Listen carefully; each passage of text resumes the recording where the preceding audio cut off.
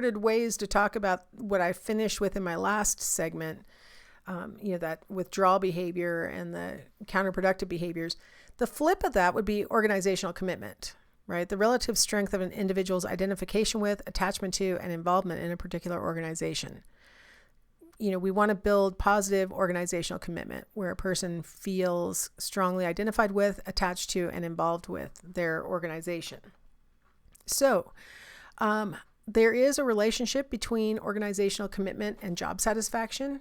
Again, it's not, the strongest of correlations, but it is positive, where we're seeing, people who are more committed to the organization being more satisfied with the job. So, again, we have antecedents, and then we have commitment, and then we have consequences of that commitment. So let's start with the antecedents to commitment here. Oh no, I forgot I was going to talk about the components of organizational commitment first, and then we'll talk about the antecedents. Okay, so organizational commitments. According to Meyer and Allen, there are components to commitment. The affective, this sounds very similar to job satisfaction, right? The affective part. So this is the employee's emotional attachment to the organization. Feeling proud of working for this organization. Having a strong belief in and acceptance of the organization's goals and values is another component of affective commitment. And we had talked previously in another chapter about how a lot of employees are searching for jobs that they can have that kind of strong belief and really buy into their organization's goals and values. So affective commitment includes that component. A willingness to exert effort on behalf of the organization. Well, that seems like part of job satisfaction, right? Like feeling like I want to exert my effort. I want to give my time to this organization. That's part of affective emotional commitment to the organization. A strong desire to remain part of the organization, feeling like you would have lost something if you were no longer affiliated with this organization. That falls under that category. Continuance commitment. So with continuance commitment, we're talking about the person's feeling that they want to continue working for this organization. And that was sort of the last thing on the affective commitment list, right? But in the continuance commitment, we're really talking about like that sunk cost issue where it's like, I've put so much time, I've given so much of my life or my career to this organization. What would I lose if I left? Like, what part of me would be harmed? What part of my career might be harmed by leaving this? And so there's that commitment to stick with the organization because of those, I've already sunk so much into this organization. And then there's normative commitment, where it's that, again, we talked about this before, this moral obligation that the person might feel about I should continue to work for this organization. So I've got them all listed here. We've got the antecedents that are going to lead to these parts of organizational commitment. So there are organizational mechanisms like the socialization that goes on with the organization, making the person feel like they're part of this social group that is this organization. Logos, insignias, programs for the family, these kinds of things really pull the employee in and makes them feel like they're part of the family, right? Having newsletters where, you might get profiled in the newsletter and, you see your friends in the newsletter and like that, right? Reward systems that the organization might set up where you're working toward some kind of benefit. All of these things can really contribute to affective organizational commitment, where the person really feels connected to the organization. They really feel like they're part of it. They feel like they're invested in it. So those emotions get pulled by those organizational mechanisms. Then we've got the individual personal characteristics, how old the employee is, where they are in the organizational structure, their job level, how stressful their job is, right? All of these factors can contribute to their organizational commitment. And in fact, they've found that there's about a 0.21 positive correlation between individual personal characteristics and then continuance in the job. The older an employee is, the more likely that they're going to continue with the job. a lot of times because once a person's getting older, they're starting to see the, retirement coming up, and they're like, well, I just have to make it another 5 years or whatever. So they'll stick with an organization even when they maybe are having some issues. Their job satisfaction might be going down, things like that.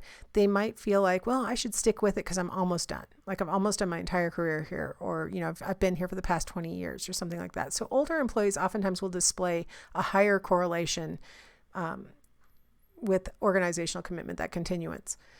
People who have really high stress jobs will oftentimes have a negative correlation with continuance, right? Because they might be thinking about, I don't know how much longer I can do this, right? Because this is really stressful. People who are in a higher level tend to show higher degrees of continuance also, because they've climbed up the ladder and they're sort of like, well, I'm up here and this is where I wanted to be. On the other hand, if they feel like they've hit a wall and they can't go any farther and they haven't gotten where they want to be, that can be associated with leaving. And so you can see why the correlation coefficient might be smaller than it could be, because they're sort of like, well, the younger employee might not display the same behaviors as the older employee. You might have the person who's, in a really stressful and low level job and is young, right? Like that constellation of factors may make it more likely that they would leave. So there's more complexity between these individual personal characteristics and continuance that's probably pulling the correlation coefficients down. The last thing is social factors as an antecedent. And we're talking here about the things we've talked about before with social factors, right? Coworker relationships, participation in social relationships, the kinds of social interactions that you get to have. Different kinds of role variables, being a supervisor or not being a supervisor, those kinds of factors. And then the relationships that we have with our supervisors at whatever level we are. These are all what we mean by social factors. So what they've found is that there's a relationship between the social factors and affective commitment, and then also normative commitment. The normative commitment really emerges when the supervisor is considerate of the employee. It makes it much more likely that social factors will contribute to those normative commitments. And then if the supervisor communicates openly and frequently, that also contributes to the normative, sort of sense that I should stay here, that I owe it to the organization, things like that. Again, not to keep repeating when I'm recording these lectures, but I'm doing it, during the pandemic. And one of the things that has been tricky over the 8, 12 weeks that people have been being isolated from each other, even as they're still working, is that sense of not having the social factors as present. But what's been really an interesting thing that I've observed as a psychologist and a organizational psychologist in particular is that now that we have the ability to do Zoom meetings, and everybody's expectations of the formality of Zoom meetings have really gone down, right? Like their kids will walk in the middle, or their dog barks, or other things happen during these meetings. Or you can tell that they're dressed for the workout they're going to do right after this meeting, or other things, right? People are drinking coffee. You see things going on in these Zoom meetings that are much more humanizing.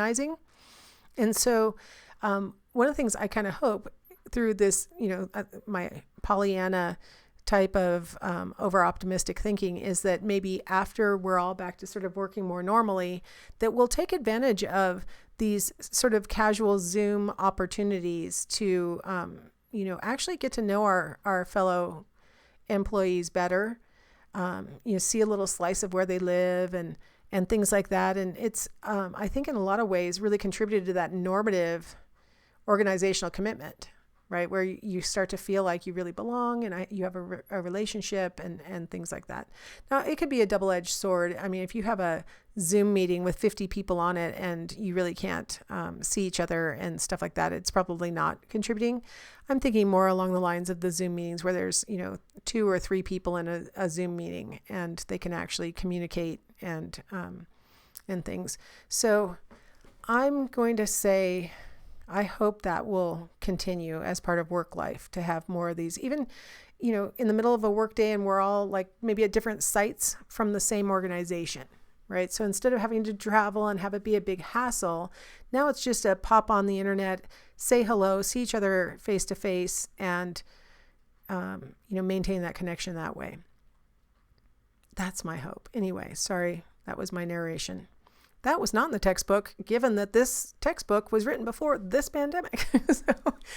All right, so I've defined affective, continuance, and normative organizational commitment. Now, let's talk about the consequences of those kinds of commitment, because who cares if they don't have any consequences, right? So let's talk about the consequences. So we've got the standard performance consequences, and we've got the task and the contextual task performance. And so affective commitment is weakly correlated with performance, and but it's positive, right? So people who have more positive affective commitment tend to perform better than people who don't. So it is a positive correlation. It's a weak one, right?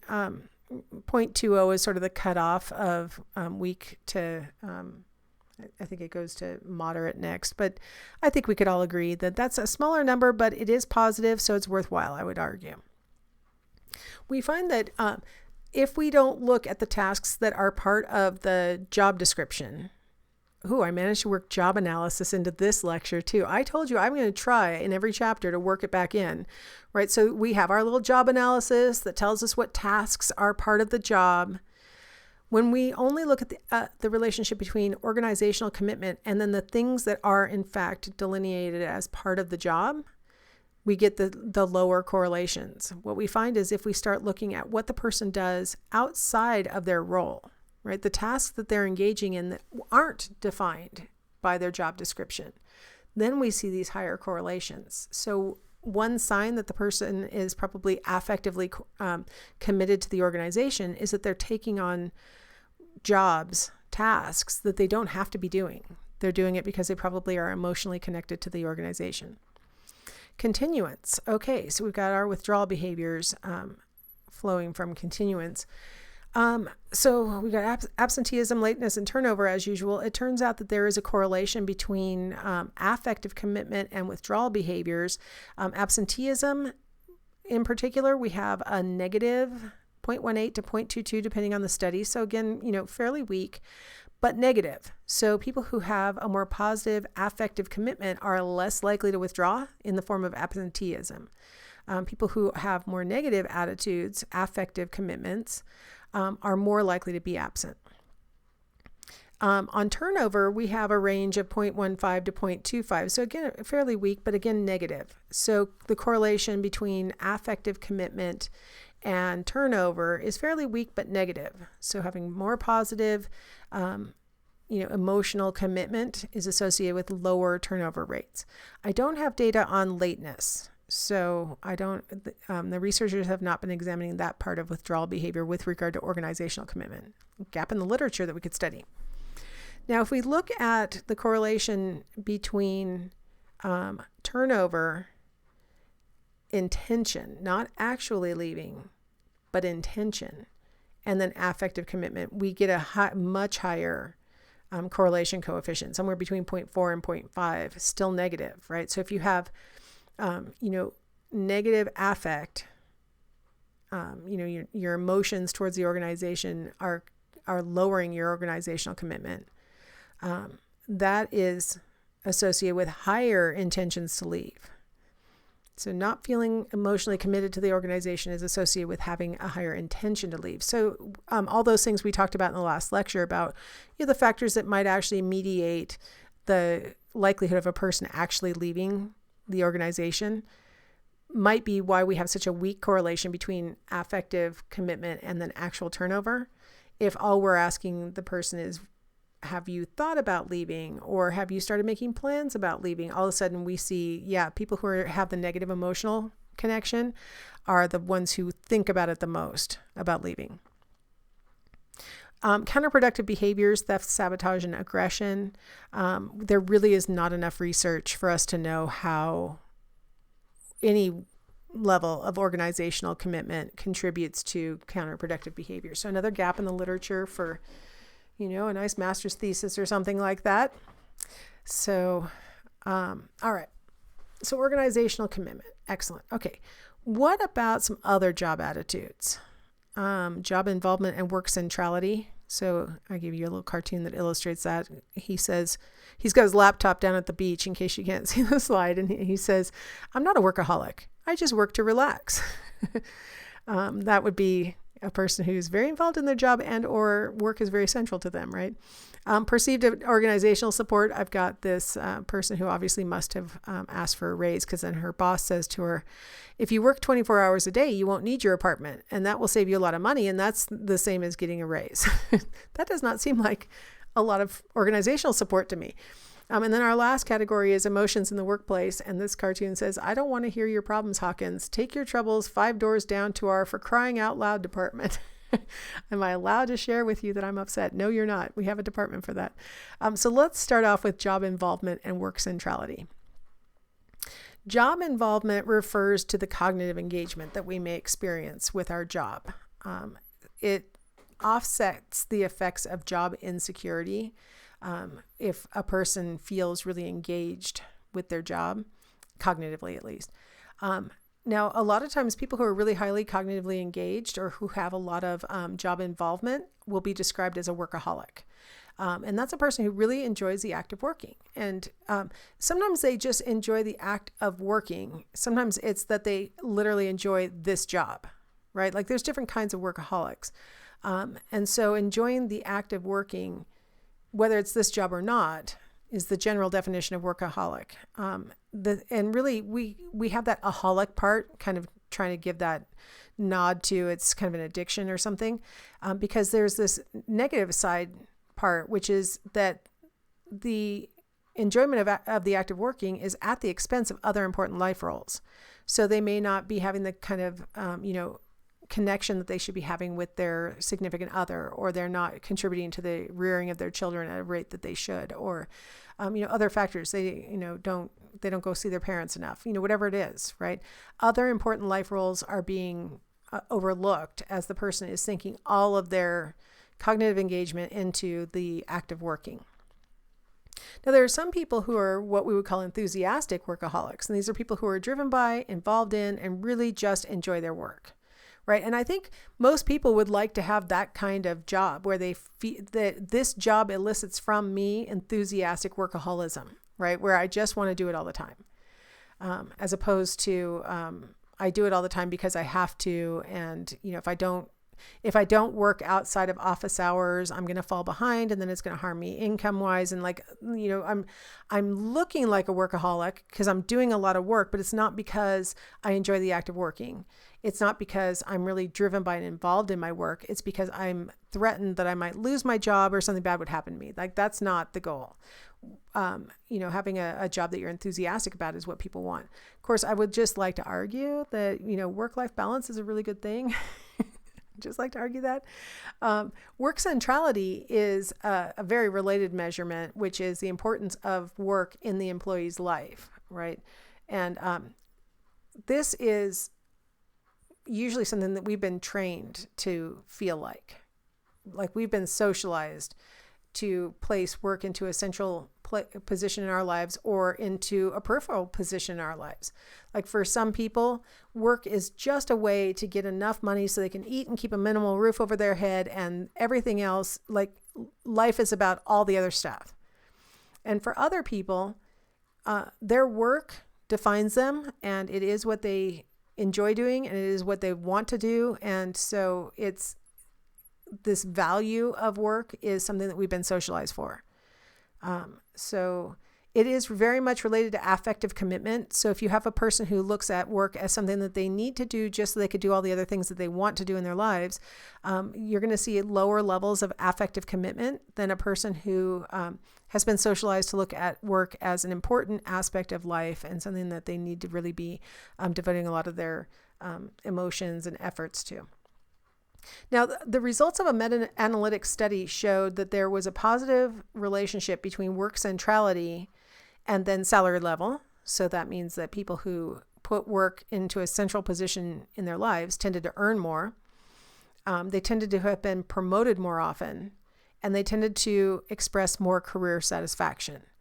So people who put work in as a central position in life tend to get results from their career that reflect that they put work into a central position. I'm not arguing that one should put work as a central position. I'm just saying that seems to be the association. Now these are correlations. So we can't say, well, all I have to do is make my work my life and I'll get all these outcomes, right? If you're doing something that you don't like, if you're in the wrong position for your skill set and stuff like that, it's not going to work out, right? So this is just showing us that people who are looking at work as central tend to have these outcomes that imply that they put work into a central position and they're getting the benefits from that. So there's like good degrees of job involvement and work centrality, and then there's possibly sort of like pathological degrees of that. There are people who will make work central because it's something that they feel like they can do, and the other parts of life are kind of messy, and they don't feel capable for that.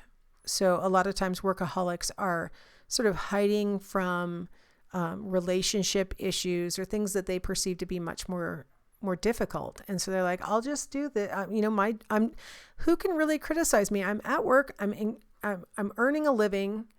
Like, I'm doing what I'm supposed to be doing. So you can't really be mad at me that I'm not here for the school production or other things that people expect me to be. I was at work. What can you expect?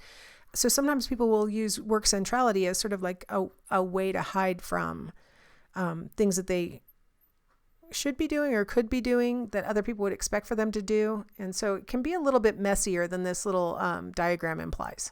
That's what I'm trying to get at. They have found that now the word intercorrelated means that you've got, job involvement being correlated with work centrality, job involvement being correlated with organizational commitment, work centrality with organizational commitment, and so on. So when we have all of these correlations across all three of these individuals, so they get correlated in pairs, we have pretty decent correlation coefficients, right? Ranging from 0.25 to 0.45 and positive. So people who are more involved in their jobs tend to have work as a central position in their life and tend to be more committed to their organization, right? So that's a pretty decent range of correlation coefficient, and then positive. All right. What about perceived organizational support?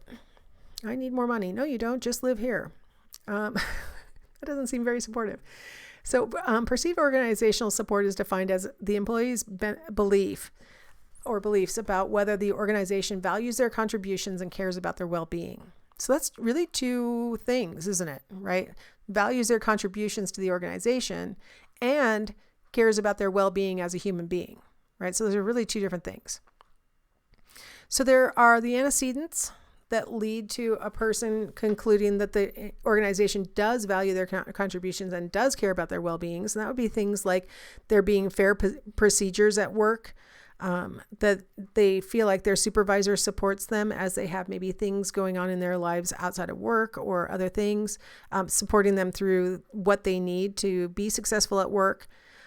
Favorable rewards. That's favorable rewards refers to rewards that are things that the employee wants, right? I think I've mentioned before in lectures that a lot of times employers think that the only favorable reward is money. And what employees have been telling employers for a really long time is that, sometimes even more valuable than money is maybe some time off, or even more valuable than money is respect or prestige or other factors, right? So it needs to be a favorable reward to the employee. And then job conditions are another antecedent. So if some jobs, I don't know how good of conditions you can have. I always immediately leap to the TV show Deadliest Catch, where they're, out on the Bering Sea and there's horrible storms and they're trying to catch crab. I mean, I'm not sure how favorable those job conditions can be. I'm like, you kind of know what you're getting into. But some places of employment, you would sort of expect favorable job conditions. You're like, well, it's an office job, so I should have air conditioning when it's hot and heat when it's cold, and I should expect decent lighting, and I should expect the noise levels to be tenable. They're like certain things that I would expect. And when that's violated, we would say that those would be negative job conditions, right? So sometimes we volunteer because we know that the pay is going to be better. The rewards are okay. We'll volunteer for bad job conditions. But when we have entered into a contract in our, with our employer that the job conditions are supposed to be X and they are X minus 1, those factors can really contribute to the employee concluding that the organization just really doesn't care about them. So what about the consequences of that perception? Well, when an employee comes to the conclusion that the organization does value their contributions and does care about their well-beings, it increases commitment. If they come to the opposite conclusion, they're going to be less committed, right? We get increased performance when employees feel like the organization cares about them, and they're less likely to leave. We get the higher attendance, reduced rates of lateness, less likely to turn over. We've also found through research studies that perceived organizational support is strongly related to satisfaction with the job, commitment to the job, and then we have reduced turnover intentions and reduced turnover behavior. So strongly related means we're having correlation coefficients that are 0.35 and above in these studies. So we're seeing good relationships between feeling like the organization values our contribution and cares about our well-being, and then behaving in ways that actually the organization would benefit from. Okay, now just to clarify, when I write high POS supervisors, I have truncated perceived organizational support. If you are familiar with POS meaning anything else, I mean perceived organizational support here. So when our supervisor behaves in ways that give us the impression that the organization supports us, they are more subordinate. They are more supportive of their subordinates. So we have high perceived organizational support supervisors actually being more supportive of their subordinates. So that leads to improved employee attitudes and performance. So when we have a supervisor who really does support their subordinates, it does seem to pay off. Now, is it going to be a perfect one correlation between, high perceived organizational support supervisor and then employee attendance? Obviously not. There are a lot of intervening factors that determine employee attendance. But we're going to see a good, strong correlation between a supervisor that behaves in a supportive way and then employees' attitudes and employees' performance. And so it's worthwhile, is the idea, to be supportive in a way that makes the employee feel supported. What about emotions at work? Seems like some emotions are more acceptable at work than others. And so we know probably some of our emotions should not be expressed at work. So that brings up the issue of emotion regulation. So when we're at work, we monitor our actual feelings, our actual emotions, and try and figure out what to express and how to express it. Sometimes we might have to amplify an emotion that we're experiencing. So we might have to fake or exaggerate a pleasant emotion. A lot of people think that if you have to fake positivity at work, that it would actually make you feel more negatively towards your job, but it turns out it actually can contribute to job satisfaction. And now here's why social psychology is so important for IO psychology majors, because you might, if you've taken social psychology, recall that research on expressing emotions on your face has shown that if you express a positive emotion on your face, aka hold a pencil in your mouth in such a way that your lips are pulled back in what kind of looks like a smile, but all you're really doing is holding the pencil between your teeth and trying not to touch it with your lips. So you're kind of grimacing, but you're pulling your lips back. If you hold a pencil like that, and then afterwards you take a little survey to assess how happy you feel, you actually feel happier than you did before you held the pencil. The act of holding your face in what appears to be a smile actually improves your emotion, actually raises your emotion into a happier position. So if you are faking a pleasant emotion, it may extrapolate out to you actually feeling like, you know what, I do feel good when I'm at work. I do feel more positive while I'm at work.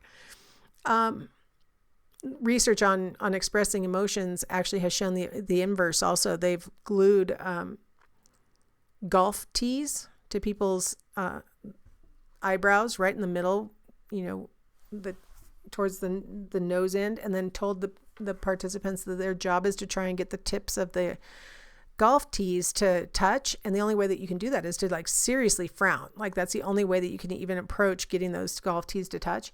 And they've found that people who have engaged in that activity are actually in a more negative mood afterwards than they were before they started. So expressing emotion on your face actually leads you to actually start experiencing that emotion on the inside.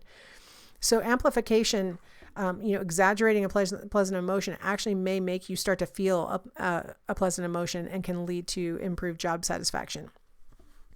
Now, suppression can lead to job dissatisfaction. So if you in fact are feeling angry, or if you are in fact feeling jealous, or in fact are feeling sad or something like that, and you have to suppress those emotions while you're at work, maybe even not only suppress it, but put on a fake other emotion, the act of suppression can actually lead to job dissatisfaction. So if you are actually an angry person and you work in a type of job where you have to pretend like you're a happy person, you may actually be making yourself less satisfied with the job over time because of that conflict between what you're actually feeling and what you're having to display.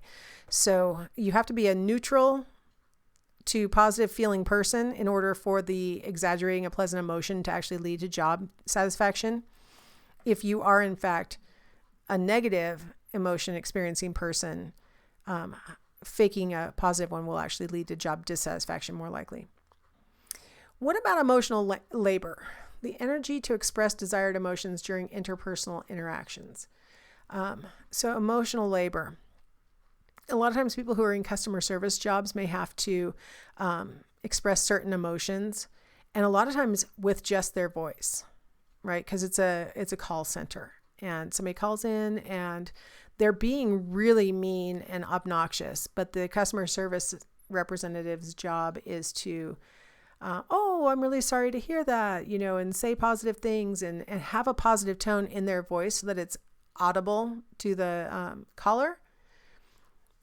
You can imagine that would occupy a lot of emotional energy, right? It would take a lot of emotional labor to, even in the face of disagreeable or outright mean people, to maintain this positive emotion during your interpersonal interactions. So some jobs carry more emotional labor than others. In some jobs you can just say whatever you're thinking because, whatever. We're all in the same job. I'm not doing customer service. And so, if I'm feeling angry, I'll just tell you I'm angry, or I'll act angry or whatever, and I don't have to worry about it. And we would say that would be a job with less emotional labor.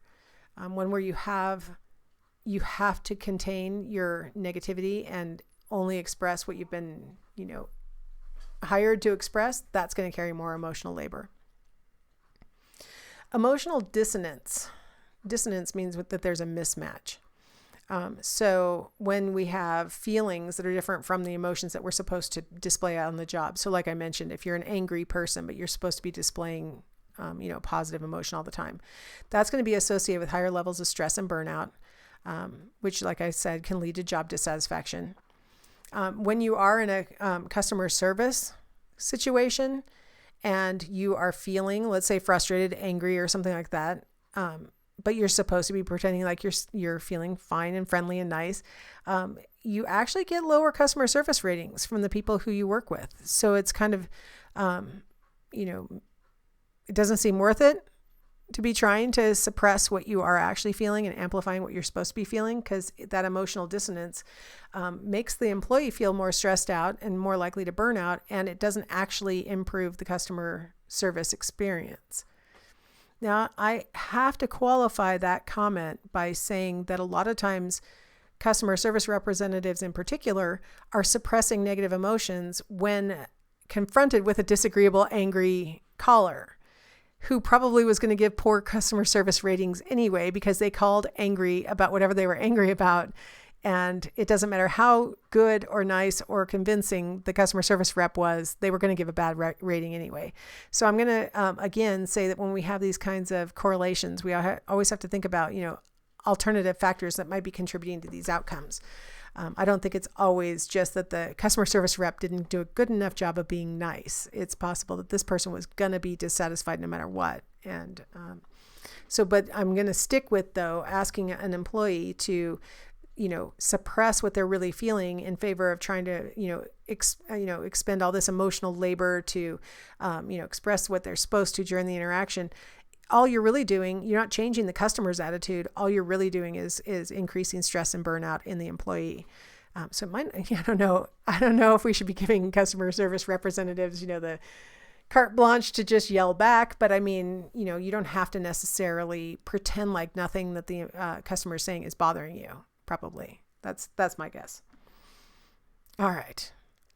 I'm going to finish our little playlist with this really awesome clip from Friends. Some of you may have seen it before, but it kind of wraps up this idea of how in the workplace we're supposed to regulate our emotions, and that this can be really stressful and that it doesn't always work. And that's the last thought I wanted to leave you with in this chapter. So hopefully you guys got the big picture things about, job satisfaction and organizational commitment. And I'll leave you with this nice Friends clip. Hopefully you'll find it amusing. So that'll be the next thing up in our playlist. See you in the next chapter.